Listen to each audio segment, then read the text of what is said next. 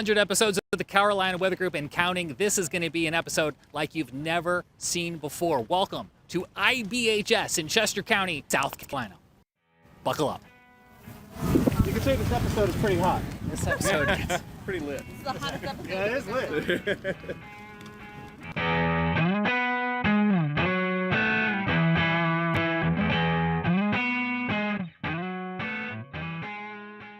Welcome to a special edition of the Carolina Weather Group. We are here in person in Chester County, South Carolina, celebrating 500 episodes of the Carolina Weather Group and counting. We are at the Insurance Institute of Business and Home Safety, and coming up in this special edition, we're going to have fire, we're going to have hail, and we're going to have some of our favorite Carolina Weather Group memories. We've got Jared Smith, we've got Dan Whitaker, Candace Jordan. Producer Tim Pounds is here for the special day that we have in store for you, and our special thanks to IBHS for opening up their doors. But as we've been talking, the big science lab behind us, the Grand Lab here at IBHS, they are getting ready for a fire demonstration. Looking out at the monitors, I see them getting all set. I think we're going to watch some scientists light some things on fire. Welcome back. We have stepped outside because we are about to watch a wildfire demonstration. I don't think I've ever seen anything quite like this before. No. Jared's just like, no. The purpose of this experiment is to understand fire spread. And so they have built here at IBHS some auxiliary housing units that might mirror what you have here in other parts of the country. And they're going to see exactly how fast and how far fire might spread given certain conditions, such as wind. All right, so they've just lit those pallets that they are using as the source of the fire. So the purpose of this demonstration is to see how fast that fire spreads to this first dwelling. They are using the big fans inside the IBHS lab, the ones that we've seen during hurricane demonstrations, and they are using that to pump air out of the chamber to push and simulate a wind flow from that source. And the West Coast, infamous for their fire season, but we have a fire season here, Candace, too, in the Carolinas, so everything they learn here will be applicable.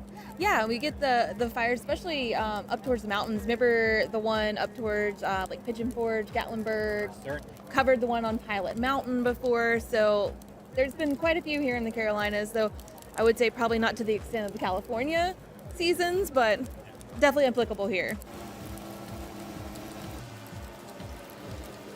Anybody see a little eddy there? Little vortice? Murray here is the Managing Director of Research. Thanks for having us today. We've now seen that the pallets being used to kind of start the fire are now fairly engulfed. What is it that you guys are looking at here as we wait for this to spread? Sure. So what we're looking at is we're looking at how this ignites the actual structure and how the fire actually progresses through the actual structure from this external ignition scenario. And we're looking at how different ignition mechanisms can change the exposure that downstream building will see. What are some of the weather factors that are being simulated here to help learn about how things would work in the real world? Sure. I think the number one is a wind-driven fire spread. So our fans allow us to look at different wind speeds to really mimic what fires would experience in the real world, rather than just an ambient condition where the wind isn't blowing. And how does that actually bend over the flames and change the amount of radiant heat and direct flame contact that structure would experience? What are you seeing as you're staring at this experiment? I see lots of fire, but I see the exact same thing you do. I'm waiting for the exciting start to happen. So once we ignite that structure, either we ignite the wall material, or we actually might even ignite under the eaves there, and the fire might actually start into the attic space. Yeah, it looks already like we've got the heat. You can see it coming off the roof there. Yeah, that's right. You can kind of start seeing that you have a little bit of gassing on that fascia board there. And now we have the fire really going. You can't even see it. I can feel it. All right, I'm going to let you concentrate, Murray, but thank you. Yeah, thank you. I'm also going to go check to make sure our cameras are not melting. They've got cameras positioned inside this experiment. We can see some of those angles right now. Yeah, you can definitely feel the heat here. There goes the house. You can see the corner of the house here has ignited. We've just noticed that the fire has spread and very quickly engulfed the whole front side of the house. Siding is actually coming off the front of this house here. You can already see how quickly the front of the home has been charred as more siding continues to pop off the front. So just inside these big hangar doors, that is the lab that IBHS has used. You've seen the footage before. That's where they build the homes, that they test the hurricane, they test hail, they test indoor and outdoor sustainability of construction materials to help us build smarter homes. Well, they are opening those doors using their wind generating fans to push air out onto these ADUs. These are auxiliary housing developments. They might be ones that people have in their backyard, whether for friends, relatives, or renting them out. And that's what they're testing here with Caltech and Cal Fire. And we can just hear now, the winds are cranking up. The fans are cranking up. The fire is raging. They were not kidding when they said it was going to get very hot right here. Dan and I both going in, I think, to pull our cameras back. I like to go home with my camera at the end of the day. Woo!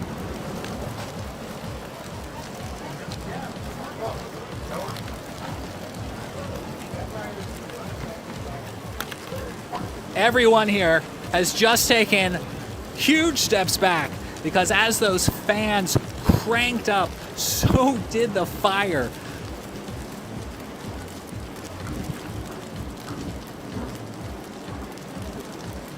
Candace, they weren't kidding when they said it was going to get very hot. Yes, like my forehead is burning right now. Like it is warm.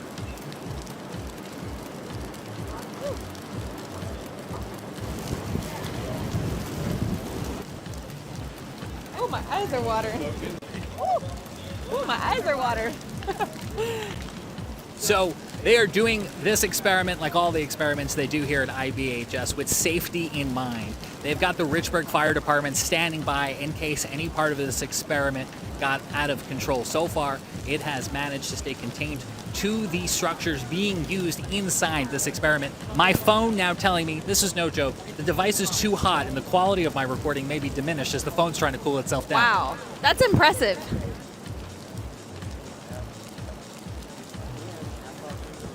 Move back even more.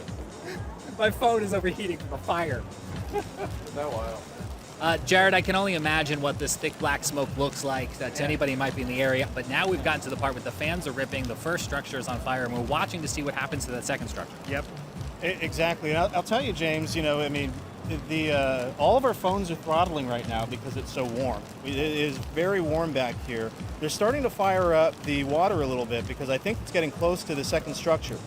And they're going to extinguish when it gets to the second structure. I'm glad that we have places like this to test things like this to help keep people safe. And what a remarkable place to have here in the Carolinas, a one-of-its-kind lab, because this is spectacular to watch, but this is full-scale science that's happening. Yes, absolutely, absolutely. And this is the kind of stuff, you know, I have a lot of family in California, and this is the kind of stuff that helps keep them safe during fire season. So it's amazing to see this up close and a little toasty. Jared, as you mentioned, that they are intentionally for this experiment burning down this first structure. Yes. There is a second structure near it. The purpose of that experiment is to see how fast, how quickly the fire might spread from one building to the next, but they're not going to burn that one down. Correct. As we've been standing here, the whole front roof is now disintegrated and caved in. Yeah. This is what they call fully involved. And the winds are about 35 miles an hour. And what we're seeing is, you know, we're seeing on the second structure, we're seeing, shingles are melting, the sealant is melting, and so any little bit of wind at that point is going to kick those shingles up. It is really, really something here. And again, 35 mile an hour, you know, that's it kind of tells you, you know, when you have that red flag warning, when you have those, you know, this started from a couple pallets, right?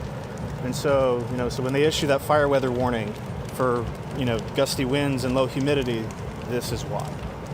And I think that was one thing that was so impressive. You know, they had lit the pallets, they were going for a little bit, but really when they kicked up those winds, that's when the heat just blasted us. Like you could tell, like it went from, you know, this level all the way up to this level. Like it was amazing to see that difference. Just as we were standing here continuing to watch the fire burn, we watched this one section of the first structure fall off and blow in the wind and just scoot to the base of the second structure. So we are watching anxiously to see if that will be the moment that the second structure catches fire, thanks to the wind carrying that from one building to the next. You can actually see a second piece now blowing in between the two structures. Again, the fans here at IBHS cranking out of their wind tunnel at about 35 miles an hour to simulate what is a very real and very scary experience during wildfire season in so much of the country. Like, I'm surprised that first initial blast didn't immediately get that second home. Like, it's taken it longer than I expected. Which would be really good news if you owned the second Yes. structure. Yeah. I mean, that's what they're testing for right now. I mean, they're testing to see, like, how far apart do these buildings need to be, to hopefully translate into safety. Right there below that corner door there, it just looks like a firework. Like that little piece of debris that went over there that was on fire is still just going at it. It almost reminds you of like a firework at the bottom of the house. Yeah, it's relatively small compared to everything else, but big enough that it could be a problem. I'm also watching the siding nearest us on the first structure. Looks like it has reached the point that it is not going to be able to maintain its integrity much longer. I think from a building dynamics, it makes sense that the roof was the first thing to go. You're kind of left right now with the exterior walls and then kind of some internal like beams, but those are starting to give way. The other thing I'm noticing, Candace, if you look at the front of the structure nearest the wind tunnel, you can actually see how the heat and the smoke is being carried up at an angle. It reminds me of like when you see a car in a wind tunnel and they're testing the aerodynamics of it. You can see that happening here with the fire structure. Yeah, you can see it right there. Like, almost like the fire and the smoke is creating that aerodynamic look for you. Oh, that one like piece of roofing there, I think it's gonna go anytime. Yeah, that bottom corner still has, and this could be it here. This could be the moment. We're continuing to get hot pieces from the first structure right there at the base of the second unit. The fire department's standing by because we are going to put the second structure out. We're not going to burn the second structure, but we are trying to see how quickly it takes to start an ignition on that second structure.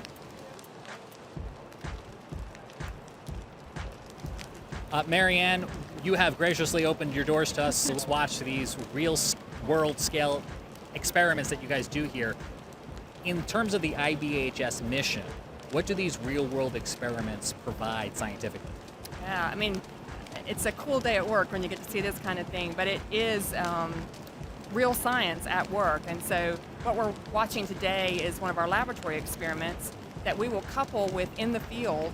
When there's a post-disaster or a fire, we may send a team out to look and see what are we seeing that happens in a real fire. Do we see the same thing replicated in the lab? And so it's have a part of our work that does involve trying to inform building codes. Of course, that's your work in the future. So we've got that, and that's important work that we do from what we see in our research. But we also put together guidance, ready guides. We have a wildfire ready guide that's available on our website at ibhs.org that people can get their hands on. They can also look at wildfireprepared.org and see what they can start to do in their own home. Yeah, because while in the real world, unfortunate situations like this happen, doing some of them in the lab might help head off, I would imagine, some instances in the future where if building codes could help guide safety. That's right, absolutely. I mean, everything we do has purpose, and it's very meaningful, and our mission is definitely to try to reduce the damage.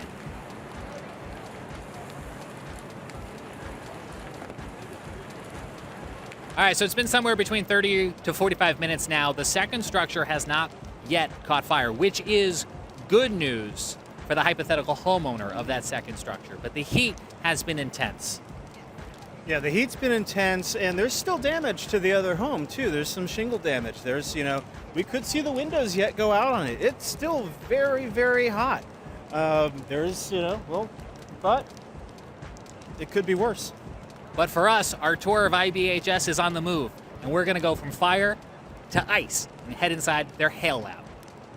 All right, so we've moved from the fire and now we've gone into the chill zone and we're talking all about hail. We've got Jake here with IBHS, and walk us through what all we're seeing in here. Everything you see in this lab is born of a need to represent the hazard that we face, which is hail, right? So there are current test methods that are in place that measure impact resistance of different materials to hailstones, but they don't really represent the hazard. And so everything you see in here is a result of the need to represent that hazard and how it does damage to our building material. And so in order to understand what characteristics we need to replicate of hail, we have to go measure those characteristics. And so we go out into the field and we take three-dimensional measurements of hail, we weigh the hailstones, and then we get their compressive strengths. And so how hard are these hailstones? Because we know that stones of different hardness will do different types of damage. I can actually show you some of that equipment that we use in the field.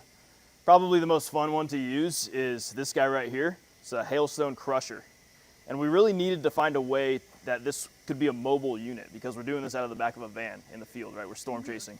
Basically all it is, it's a construction clamp, and then it has a single axis load cell mounted to it. And so you put the stone in between these two plastic.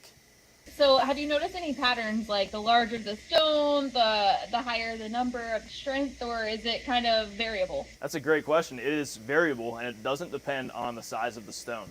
I've actually seen that smaller stones tend to have higher compressive strength than larger stones. Now remember, we divide it by the cross-sectional area, so it's not a function of size, it's a function of the material properties. You guys can actually crush some stones if you'd like. I can grab some stones for you. I think we most definitely need to do that. And if all of you want to crush, we have more stones too. But All right, Jared, go for it. all right, Jared. All right. In 1, 2, 3. Yeah. All right. Phone.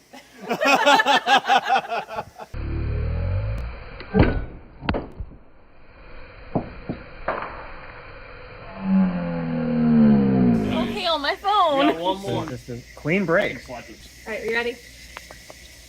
So excited. All right. Ah! That was a good crush. I love a good crush. Okay, we're locked and loaded. That was the hardest one so far. You got up to 250. Cool.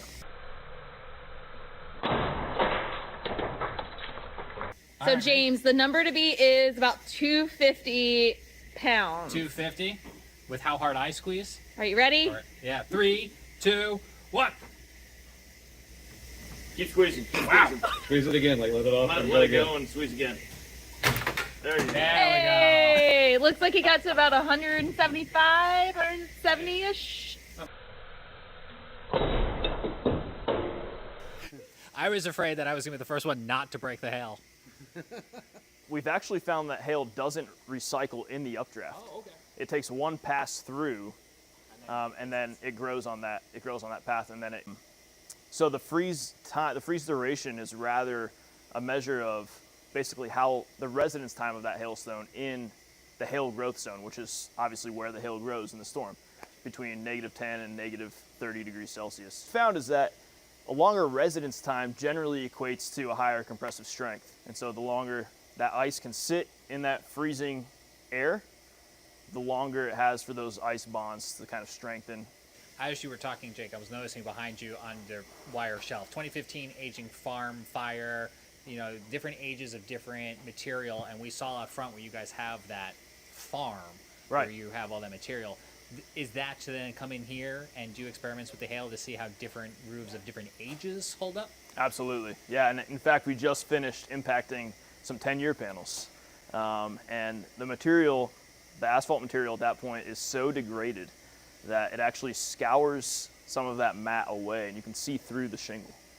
And so you're losing so many granules and so much of that asphalt material that your shingle is basically ineffective if you get a hailstorm. The water is going through the shingle. My roof's about 10 years old. I hope my wife is not watching right now. Yeah. We're trying to solve that problem for you here, but it's a long road. It's a marathon. It's not a sprint, right? And to show us how they do those hail impact tests, they loaded up their hail cannons for us to fire in their lab. In 3, 2, 1. All right. That was 30.9. Yeah. 30%. Dude, I shot the hail cannon. Yes. Yeah. Yeah, it's about half the speed that you want it, so we can get you a better impact. So one thing that you know, if that was to spec, the stone didn't shatter, right? And so a stone that's to spec that doesn't shatter is called a hard bounce impact. And then we have 2 other modes of impact. There's the hard shatter impact and the soft shatter impact. And hard shatter impact is what it sounds like. It hits hard and it shatters. Soft shatter leaves residue on the material. And so you actually see like a snow coning effect. And that's really like a visualization of when that hailstone hits. There's a lot of lateral motion when that hailstone compresses. What that lateral motion does is it shears some of those granules off. Current test methods don't capture that damage mode. Our test method does capture that damage mode. Gonna shoot the hail out of this. 3, 2, 1. So that one was 52.9 miles per hour. That's better. That was a lot better. 52.9. So right now, there isn't much to say in terms of damage. There's some denting here, and looks like a little bit of granule loss. But in general, we see that these newer products perform pretty well. It's when they start aging that we actually start to see a rapid decrease in performance. So even like out to a year, between 1 and 5 years, the performance just tanks. So we're seeing a lot of that. I'm gonna be buying a roof when I get home, I think.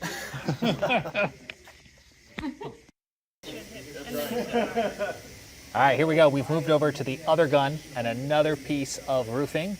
Safety is off. Firing in 3, 2, 1. Whoa! Hail, yeah. That was a big one. Yeah, that was a good one. Oh my gosh. And Yeah. Thank you. I mean, there's a reason why the plastic goes all the way around. Right? Because that was coming It right came back right at us. back. And it was pretty fast. Thank you. Thank you. I'm gonna hold on to that instant replay. Yeah. All right. All right. Are you ready? I'm as ready as I'll ever be. You think you can do it? I think I'm going to have a hail of a good time. You have a hype up routine? You know, just going to stretch and.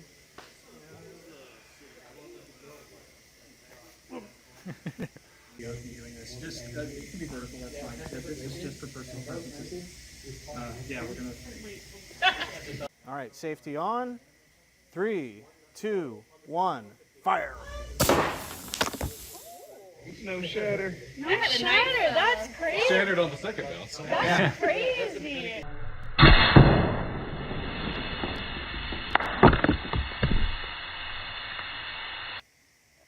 okay. 3, 2, 1. That one was 87 miles per hour. Gotta get a blink out of that one too. That would come up from the So you get a sticker?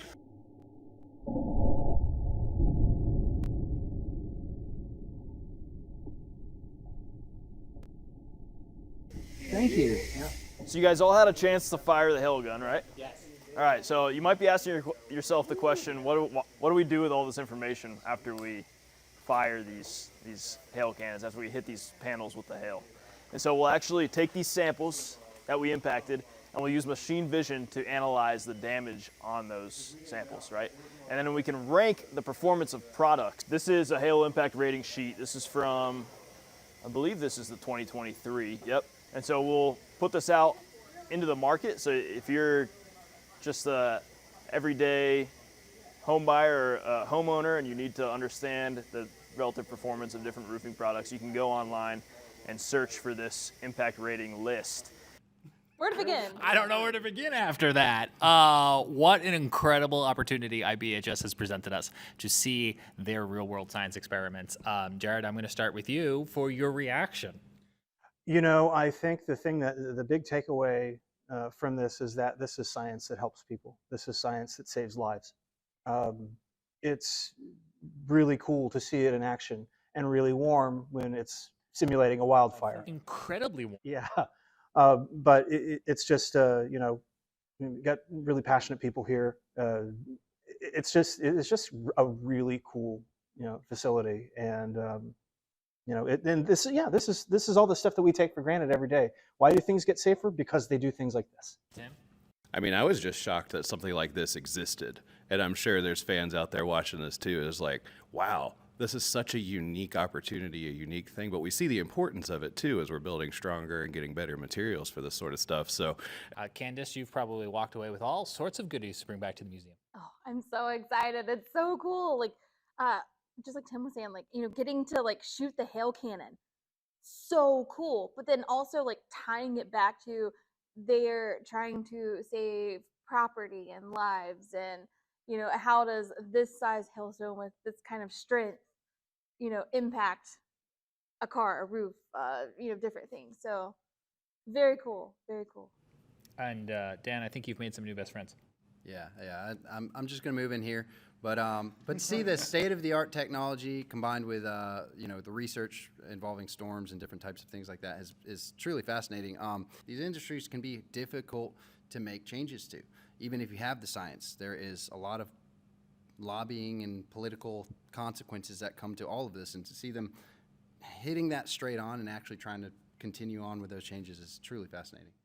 Incredible stuff. I'm making a game time decision. These guys don't even know it yet. We've got so much more we still want to talk about, and this video is so long already that we're going to split this into 2 parts. So we hope you'll come back next week when we will continue our panel discussion here for IBHS, talking more about the first 500 and counting episodes of the Carolina Weather Group, our favorite people, the incredible memories, and so much more.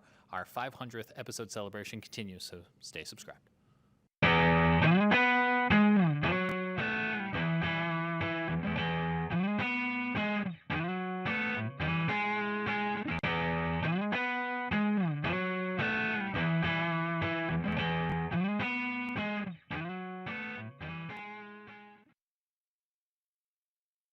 That Queensboro is a place that when you're building your brand, every detail matters, including what you wear. And Queensboro Shirt Company makes it easy with easy ordering, free logo setup, and no hidden fees. That's exactly what we have done here at the Carolina Weather Group. For more than 40 years, they've helped people and businesses share who they are with the world. Quality embroidery and printing. It's an honest pricing, small business friendly, and genuine care. Plus, there's a no returns necessary guarantee. Means that you can try them risk-free. So you can go to queensboro.com to see for yourself why they're the top-rated custom logo apparel company on the internet. And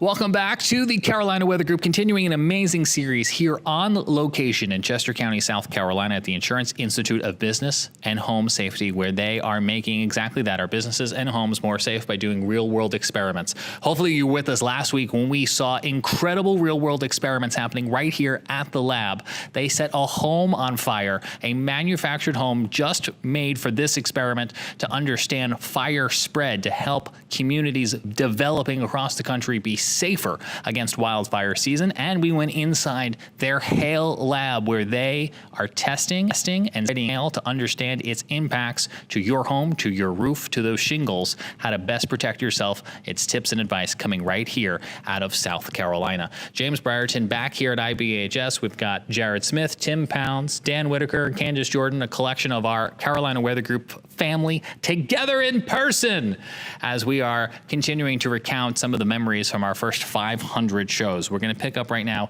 with our conversation about some of our most memorable guests. I would like to start, if I may, and it happened during the weather telethon we did with our podcast friends.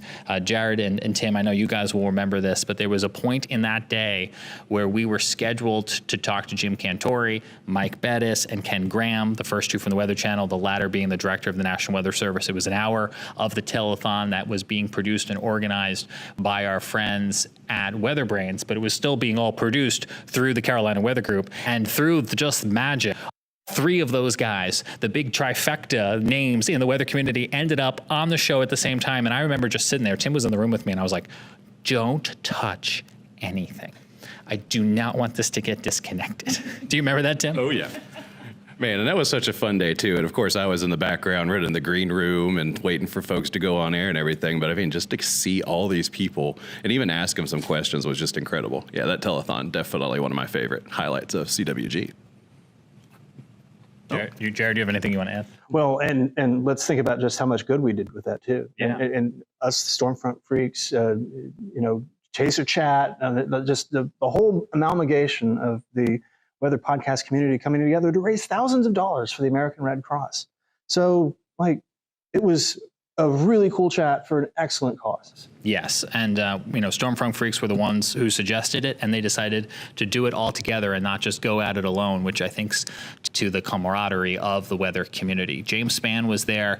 His show, Weather Brains, is the oldest of the weather podcasts. I jokingly call him the godfather of weather podcasts, but he's also one of the biggest names we've had on our show. Yep. I think you were there, Jared, when he came on to talk about, and Dan will correct me, the April 27th, 2011 tornado outbreak, and that experience that he shared was just an incredible story. Yeah. That's a man who was changed by that, and you can't fake that. Spann is a living legend amongst us weather nerds, and you could tell that was a day that is etched into his memory. It was very powerful to hear him tell his story there, and the lessons that he learned, and things like that. And from that day, we've learned a lot, and we have heck, even in our own storm coverage, I've tried to incorporate some of the lessons that he had from that day. And it was that was just cool to talk to him, and get to understand, kind of where his head's at. I still don't understand how he only sleeps 4 hours a day. I wish I could do that and be functional, but I could not. No, I know that for a fact. And you talk about his advice. He was telling us that the best way to communicate weather hazards is to give landmarks. It's near the Waffle House, it's near the Dollar General, which is, I think, one of the assets that we try to invoke into our Carolina Weather Group coverage, because we're all spread out across the Carolinas. We all have an idea of what our own communities are like. Yep, absolutely. We've seen that in some of your coverage. I also think that knowledge and that trust has led people to nicknaming you Weather Daddy. That did happen. They call me Weather Daddy at Starbucks now. So wait, they're writing it on your cups? They're writing it on my cups sometimes, yeah. So. That's amazing. That's official. That's official. That's it. But for anybody who's not familiar, I saw it during our Debbie coverage. Yeah. I don't know if it predates that or not, but you were doing tornado coverage during Tropical Storm Debbie, and the comment section just decided to start referring to you as Weather Daddy. Yeah, I don't know. And the funniest part is he's the daddy. I'd be, they started calling him Weather Uncle. Yeah, they kind of got it backwards. Yeah, they got it backwards. It's like, but it was, I'll tell you, it was really good to, that was fun. That was a moment of levity that I think was needed, because it was a serious situation. It was a nocturnal tornado threat. And, we were trying to do everything we can to keep people informed. And it sounds like we helped a lot of people that day. And I'm just eternally grateful for everybody who watched and shared. And that it was just really good to be part of. Dan, we've had chasers and non-chasers alike tell their stories on the Carolina Weather Group. You've shared your own. Any guests that stick out in your mind when you think about first 500 episodes? I just got to say, a lot of the guests we had have just been fascinating hearing the stories. Overall, honestly, every time we have a guest on, I learn something new. If any that stick out, of course, James Spann, Jim Cantori, Brett Adair. Pretty much everything I've been involved with has been an interesting story. And that's, I think, why we do what we do, because everybody has a story, and we're all involved with weather and storms, and, whether we like it or not. So here we are. Candace, what about for you? I think mine's going to be a little more hyper local than, the national stars like, Jim Cantori, but Brad Panovich. We know him well. Yes, we know him super well, but he's such an integral part of the Carolinas, especially over towards like Piedmont area. But just having him on and his expertise, and he's got a great way of communicating science for the average person, which I think is really huge. yeah, he would be one of mine. And he's been so generous with his time with this show, predating, I think, all of us on the panel, going back to the early days with Scotty and Ricky Matthews, when this show was streaming as a Google chat, because Brad was one of those very first broadcast meteorologists to step up and contribute, and there's so many others across. Hopefully we've had a chance to introduce you to your favorite broadcast meteorologists through having them on the show. Panovich is certainly a good example. Tim Buckley in Greensboro. I'm suddenly drawing a blank. Rob Fowler in Charleston. I mean, I remember when we were doing, it was unbelievable for me, growing up with those guys, watching them on TV, to then be on Carolina Weather Group with them as we were analyzing impending tropical weather. We would bring them together in the panel. Walsh would be at home petting his dog. Rob Fowler would be in the, he'd be in the studio, and it was just really, those are the kinds of things that I've absolutely loved. It's like a common ground. It doesn't matter who you work for. This is a safe space to come together. And we look at Scotty Powell, who's on TV in Myrtle Beach, up against Ed Piotrowski. Yeah. And I'll just say, one of the coolest parts too is you get to be a weather nerd with other weather nerds. That's kind of outside of your local sphere that you normally run in. So that's kind of fun. You get the collaboration part. And then there's also parts where I'm fangirling and I'm like trying to hold it in. And I'm like, okay, act smart, act intelligent, say the right things. Like, you're with these notable people, You're like, how did I get here? Or maybe that's just me. Yeah. You talk about the fandoms, and I think they are interests and loves that we share with the audience at home too. And we hope that we're the conduit for you between your love and so introducing you to. Outside of weather, we always joke there's a Venn diagram overlap between space, and I'll come back to trains in a minute. But we had a huge opportunity last year. I went down to Kennedy Space Center. We got a lot of behind the scenes content. Jared, Candace, you guys were integral, along with our own Peter, in producing live coverage of the Crew 6 launch? Yeah, that sounds right. It was 6, right? From Kennedy Space Center. But Candace, space for us has also kind of been a shared love with our audience. I feel like weather and space are very connected. One, I joke when I'm at work at the museum, I always talk about I'm a weather and space enthusiast. I'm looking up. It's just how far up do I want to look that day?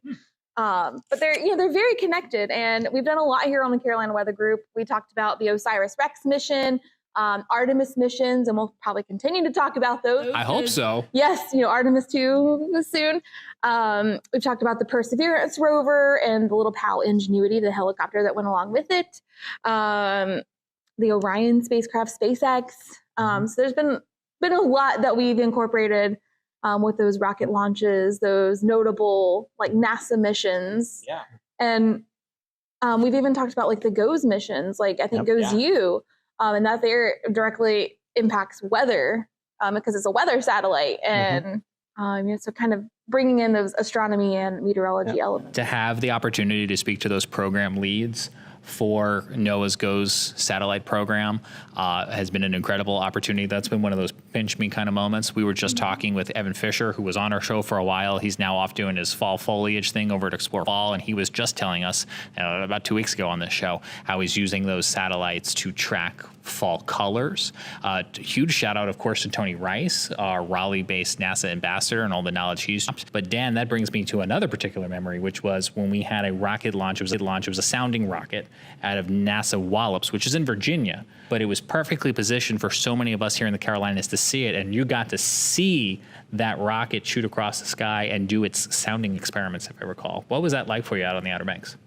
So that was quite an experience. I mean, being out there in Rodanthe of the Outer Banks, and probably one of the darkest places in North Carolina and on the East Coast, it's considered a star viewing kind of hot spot. To be able to see that rocket launch and all of its glory unobstructed by city lights was beautiful. To see all the colors and to be also able to film it with a telephoto lens and get kind of close-up shots of all of the happenings with the rocket. It was just unreal. I remember that night. It was, I think, the last launch attempt. We had gone so many scrubbed launches, and we were all so anxious to see it. And it was the one night, if I recall, that you were able to get out to the Outer Banks. It sure did. Yeah, using a telephoto lens, I mean, I was cropped in tight, just enough to get the rocket trail kind of fully covering the video, and tried to stay with it as it kept on going up into the sky. And in a lot of ways felt fortunate, as well as just cool to see it in person. Yeah. Jared, one of the other things that I think about when I think about the things that we cover that are weather adjacent as much as they can be is that Chinese spy balloon. Oh, yes. Yep. And what a just unusual day that was. That was incredible. I mean, I loved, the thing that I love about that is that we always try to tie back to our core subject, and it was actually tailor-made for weather people. Upper level winds. It was upper, it's like you're looking at the upper air charts trying to figure out where is this thing going to go, and so. And it was Evan who first tipped us off because he was up at home in Asheville. Yeah, he saw it. And I woke up that morning, and on CNN is Evan's photo of the balloon now spotted over the Carolinas, and I went, "This is gonna be a long day." And then they closed the airspace over Charleston. They did. And so there I was. It was like, all right, I'm going to the beach. Now keep in mind it's January. Okay, so there I am. I'm going to the beach, and I'm trying to see this thing. I can't see it, but then Scotty's also out there. And then Scotty's phone dies or is close to dying. And then he's like, and then he comes back in and is like, I think they got it. Yeah, Scotty was out there on the beach. You guys had both just darted off to the beach hoping that one of you would be in position. And Scotty happened to be in Myrtle Beach. Yeah. And you're right. He was trying to use whatever battery he had left. We were watching fighter jets circle around. Yeah. And then all of a sudden he goes audio only. But what we hear is him go, "It's gone. It's gone." Yep. And I thought I knew what he meant. It's just like, "What's gone, Scotty?" And he was like, "The balloon." And I was like, "That's what I thought. That's what I thought you meant." It was a real privilege to see the F-22's first air-to-air kill on the Carolina Weather Group. Got to update our mission statement after that. Tim, you've produced our panelist playlist series, which people can find on Spotify, listening to their favorite songs from their favorite panelists. It was a really cool opportunity to get to know the group a little bit better. And we got to know you and I a little bit better when we did one of those off-color episodes, and we went to go check out trains in Pennsylvania about a year or so ago.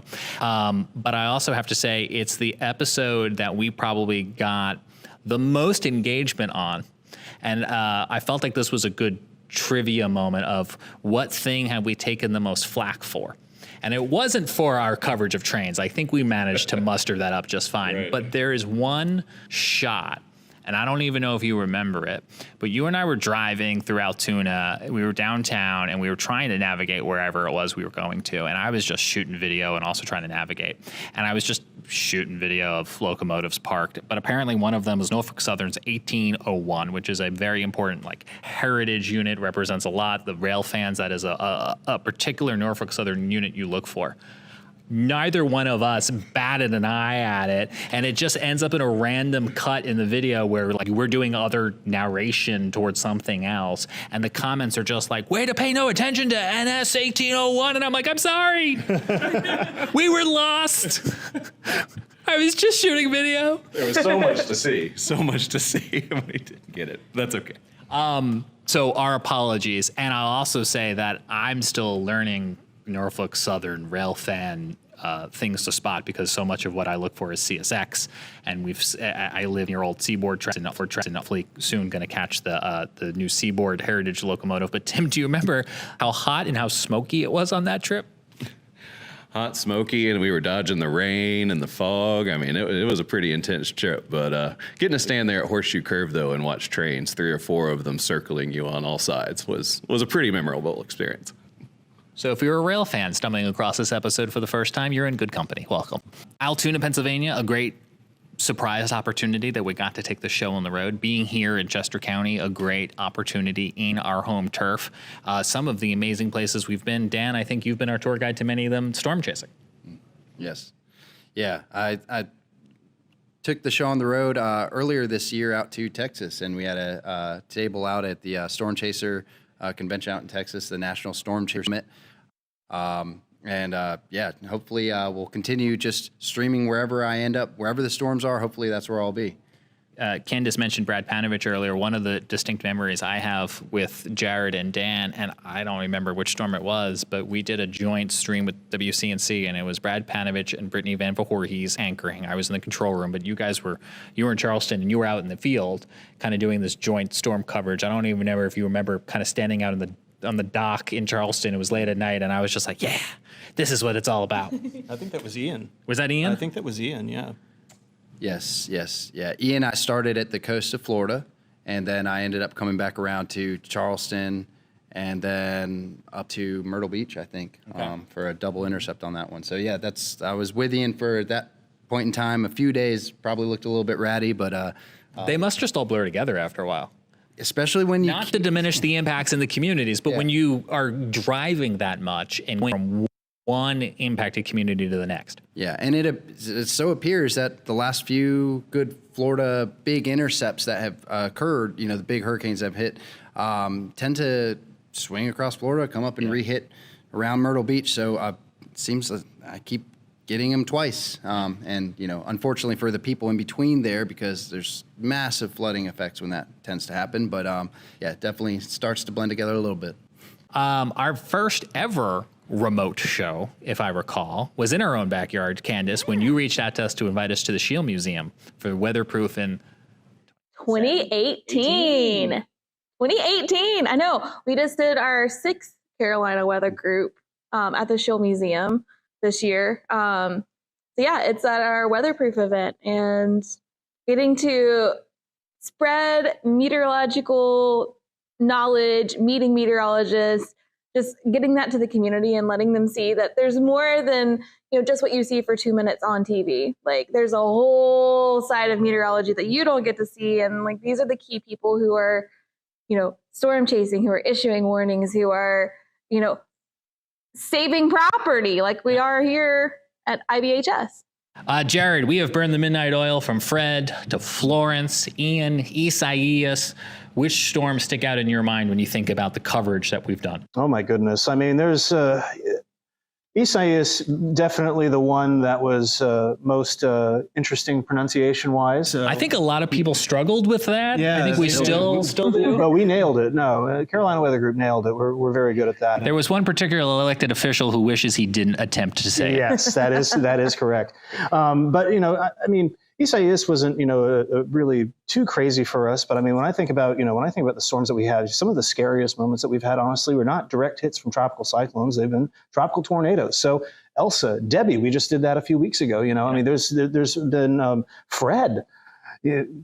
Fred spawned numerous tornado warnings. Ida, we were on air. You were in Virginia. I was back in my studio, and we were on air covering tornado warnings in New York City. That was a really weird, and we'll explain that one in a moment. But Candace, you were just looking at some of our most popular YouTube videos. Those Canton flooding ones, I think, made the list. Yeah, the one that we had, the flooding in Canton, and that was from Fred. Yes. So lots of tropical induced things, even way inland. I mean, we were just talking. It's the F names and the I names, Dan, that seem to really make the list. Good to know. Yeah, when you're planning your storm chases. That's where I'll be. Ida was one. We were supposed to have an off week. Mm-hmm. I was going on a trip. I had booked myself.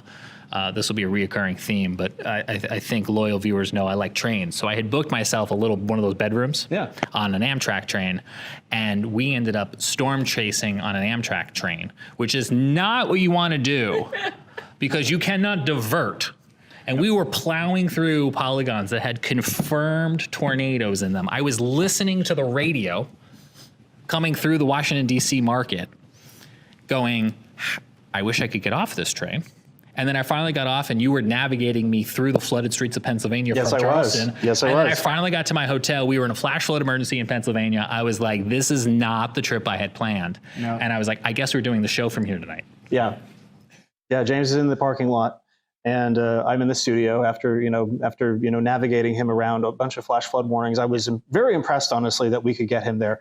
That was a minor miracle in and of itself. My friends who were getting married are also very appreciative. I'm sure. I'm glad we could help. But it was that was a wild day. I mean, and Ida was a wild storm. I mean, you had what was the funniest part about Ida was that it just took a break in parts of the Carolinas. Ida really wasn't a problem for the Carolinas. It had left the Carolinas, and I kind of went with it. And the next thing I knew, I was standing in a flooded parking lot, and you're in my ear saying, "We've got a tornado warning for the George Washington Bridge," and I was like, "What is happening?" I that was something I never thought I would say on the Carolina Weather Group, but what was interesting too about going back to Ida, it was so bad I remember we were planning coverage for it because it was like, wow, this could be this could be a significant tornado threat, and I think they had a slight risk out for us associated with Ida. Now the problem is slight risk is usually a bust. It's always got to be marginals. It's the strangest thing. In the Carolinas. Yeah, no magic. That's right. I love the SBC, but when it's marginal, I go, oh, yeah, we got to go. When it's only a level 1, 2 or 3, don't worry about it. I think the Carolinas are where high risks go to die. Which is great. I'm not saying that. Didn't we have a Helicity design T-shirt at one point from Shay Gibson? It was where fronts go to die. Where fronts go to die. Yep. Yep. Hit up our merch store. we burned a lot of gas getting here today. Let's talk about Florence though, because Florence was another one of those. I was traveling. Side note, I guess pay attention when James is traveling. I had flown out of the Carolinas, so I was in a hotel room in New York, joining you guys for coverage, which I think worked a little well because we were having sporadic power outages across the Carolinas. But that was one of those storms where I remember I was due to fly back, and I got on the phone with American Airlines and I said, I'm not coming back. And they hadn't yet canceled flights for Charlotte. And they said, sir, your flight's still a go. And I was like, no, you do not understand. I'm not flying back into the aftermath of Florence. And sure enough, don't yell at customer service people. That's not the takeaway here. But I'm glad I stood my ground because by the end of the day, there was no power. My neighborhood was flooded, and I was like, I'm glad I didn't fly back. But Florence was another one of those that I think easily tops the top 5 storms we've covered. Oh yeah. I mean, just for water alone. Yeah. I mean, forget wind, forget any of that. I mean, it was that water was the story, and that was just devastating for the PD area, Conway, Horry County, Florence County, places like that. It was bad. I think there's no other way to put it. I mean, it was extremely nasty, and there's been a couple scares since then. I'm thinking like Florence, Matthew. Oh, Matthew was awful. Matthew was terrible. Really bad. And I feel badly for, in particular, like that Horry County area, because I think it was during these storms where we first connected on our show with the Horry County Rising Group. They just came back on after Debbie because they deal with all of that river flooding, because all of us inland, when we get rain, it flows down out to the coast. Dan, you've done storm chasing down in those areas, and I think you were out there for Debbie. You followed Debbie from when it came ashore in Florida back up through the Carolinas. What was some of that flooding like? Yeah, so interestingly enough, compared to those other storms, Debbie had its moments for sure where a lot of rain came in, but I was driving through looking for flooding in the exact same areas I was at in Florence and in Matthew. At one point in Matthew, I was stuck on a hill for I think 9 hours, and I went through that same area, and the rivers hadn't risen to a level in some of those areas where I'd seen them previously in these other historic storms. But still, there was definitely some isolated spots where some flooding was going on. The wind damage was a lot less when it made landfall. So overall, just a less impactful storm from my side. But like you said, seeing those same areas impacted over and over and over again. It was Florence. It was Matthew. It was, I could probably name a half a dozen other ones. But yeah, and I can even picture in our own montage at Chris Jackson nearly getting stuck in Cherry Grove for one of those storms at night, right? One of those very flood-prone areas. Candace, earlier this year, you and your colleague from the Shield Museum did an episode on spring gardening, which touched upon climate change and how spring gardening was starting earlier because of changing climate. That also yielded lots of YouTube comments about climate change. They were all very lovely. Thank you so much for writing in. But I'm thinking now as we're having this conversation about flooding and excessive rainfall events, I think Jared's right. Wind is wind, but the rain and the water and how that ties into a repeated trend. Yeah, and you're thinking about all this, housing's going up, right? Like you're seeing, developments popping up left and right. That's more concrete. That's more surfaces that can't absorb the water. So when we're getting these events, and they tend to be, inland where we get a lot of that rain, it flows downhill. I mean, rain and water is our biggest issue, I think. Yeah, and I feel for the folks in the Carolinas, and it's a 2-state initiative where you can get flooding in the mountains, you can get flooding in the Piedmont, and then it's got to flow down and double up, triple up, quadruple up with all the rain that the coastal areas like Charleston have already experienced. Like, you guys flood on a sunny day. Yeah, we do. You don't need our help. We flooded the morning of this recording, so there you go. I mean, we really don't need a big help. But when I think of river flooding, I think of 2015, and that predates my time in the Carolina Weather Group. But 2015, the thousand-year flood that we just eclipsed a few weeks ago in some spots with Debbie. That really was extraordinarily impactful. Up in Columbia all the way down. I mean, there's places flooded for days. So when Debbie came around, and we had Debbie was actually departing, and then there was another round of rain right behind it that hit 8 inches of rain in like 3 hours. And we saw the rivers go up. We saw the rivers go up to levels that eclipsed 2015. That's the thing that blew my mind with Debbie. And I think, we had a lot of people asking, and it's like, my place was fine during the 2015 flood, but it was like, no, that's great. But all of the woods are gone. Right. Exactly. Like I'm saying, like, there's so much popping up now. And I don't think the consideration all the time is, where does the water go? And so now you're starting to get like even more record-breaking type flooding. Yeah, you look at these lists of record-breaking storms, record-breaking floods, and so many of these 1,000-year floods are all condensed to the last 5-10 years because the timelines are almost becoming more and more compacted. Candace, talking about climate, I can't help but notice the lack of snow. It was 2021, I think, where I last stood outside in snow in my driveway 3 weekends in a row on the channel. We were chasing what was snow, what was wintry mix. I know the kids got to play, but we haven't had any snow, at least in the Charlotte area, the past 2 years. I feel like in other parts of the Carolinas, we've been in a real snow drought. Right. I mean, if you go through and look at like all the kind of different things we've covered here on the Carolina Weather Group, it's a lot of like tornado, wind damage, water damage, but we don't get to do a whole lot of snow here. And I feel like, you talk to people and they're like, back in my day, back in the childhood, like I remember this blizzard, I remember this. And it's like, I feel like even now I'm getting older, I'm doing that. I'm like, I remember when it used to snow. It's like, we haven't had that as much anymore. Our own Frank Strait grew up in Rock Hill. I think he's got something to add here. So I'm kind of in the same boat that y'all are. It's like I think back to, when I was a kid, it snowed all the time. Back in the 70s and 80s, and it did. We would get 2 or 3 snow events each year. That being said, we never really had any of these doozy-type snowstorms back then that we've had in the 21st century here in South Carolina, with the exception of the 1973 snowstorm. I was 1 year old for that one, so I don't remember that one. But that certainly was a doozy of a snowstorm in my lifetime, with that being South Carolina's biggest snowstorm, dropping 24 inches in Rimini. And I'll just pass it back to you now, James. Tim, you are a producer for us. You made our panelist playlist, but you were in Georgia for, was it Michael?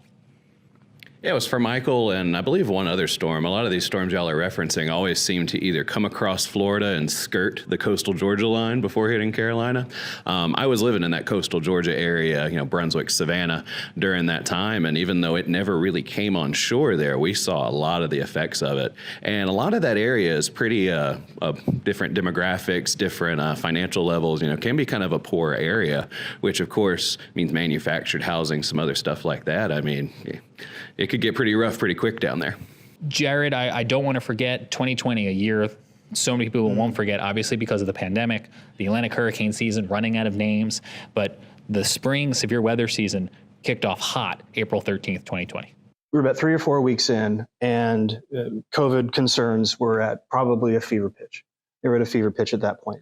Everyone was distancing. Everyone was gone. And so that was a very challenging event because we had to tell people now to take shelter in an enclosed location. The communication aspect got really tricky, right? It was, everyone was saying practice social distancing for good reason. And then it was, if you need to evacuate and go to a shelter, then forget the social distancing thing for a minute and tornado trumps. Yeah. COVID. Yep, It was exactly. tricky. It was tricky. What an incredible opportunity we have had here at IBHS for these 2 episodes. If you're a new viewer, we encourage you to go back and check out our YouTube archive, and hopefully you'll find some things you love in there. And most notably, we couldn't do this show without you. We would just be talking to ourselves if you weren't here. So each and every week when you show up for our weather podcast, each and every week when you show up at those odd hours of night to join Weather Daddy for live severe weather coverage, we appreciate you being there and you trusting us to bring that coverage to you. We bring it as often as we can. So many of us have other day jobs, but we do this because we love it, and we love it even more that you're loving it. So thank you to you at home. And we're looking forward to the next 500. We're taking your ideas for episode 1000. Where should we go next? The moon. That's what I was going to say.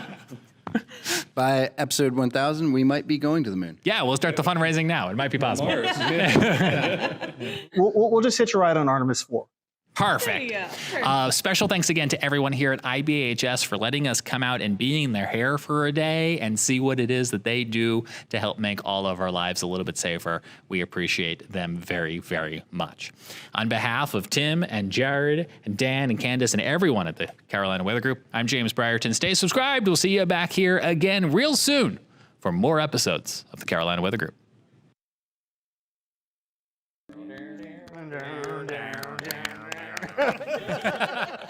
Yeah, that needs to be a after the credits roll, like a hidden scene.